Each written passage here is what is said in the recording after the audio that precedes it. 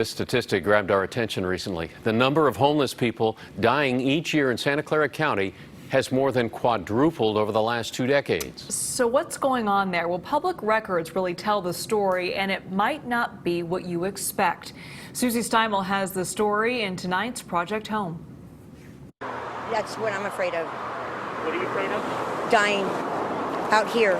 Teresa Wilson just entered her 50s, and with this new decade comes new health concerns. I'm in pain every day. My body hurts. I have arthritis.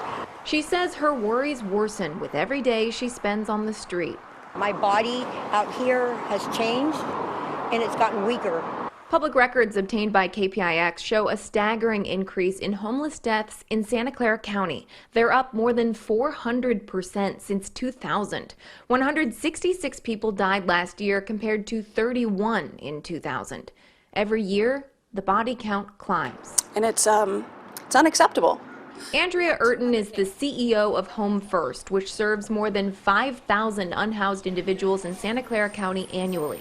She attributes the rising death toll to the aging homeless population. So people are aging, and as they age, they're contracting diseases, heart issues, diabetes, lung issues, and unfortunately, they're dying. As we've reported previously on Project Home, more people than ever before are aging into homelessness. Back in the 90s, only 11% of people experiencing homelessness were over the age of 50. Now, more than 50% are, and more than half of those people became homeless for the first time after turning 50. Most people in Santa Clara County are living on the edge, check to check, and only $400 away from becoming unhoused themselves. Well, every year it's out of my body, yes. For 86-year-old Jaime Arias, it was having nowhere to go after being acquitted and released from prison. It was difficult, yes. It was in the middle of the winter. 54-year-old Jose Mendez says an expensive surgery caused him to lose housing. Yeah, I had colon cancer. They took my stomach out. I got a scar right here. While 21% of homeless deaths from last year were caused by alcohol and drug overdoses, 25% were caused by chronic illness alone. 22% died from a combination of drug use and chronic illness. And the rest reflect the violence of the street, from gunshot wounds to skull fractures or cold weather, where help arrived too late. I think about that all the time. What if I was to have a stroke? Will they notice? Will anybody hear me? I want to feel safe. I want to be safe. I don't feel safe. I don't. Home First stopped making tombstones for the deceased years ago because it got too expensive.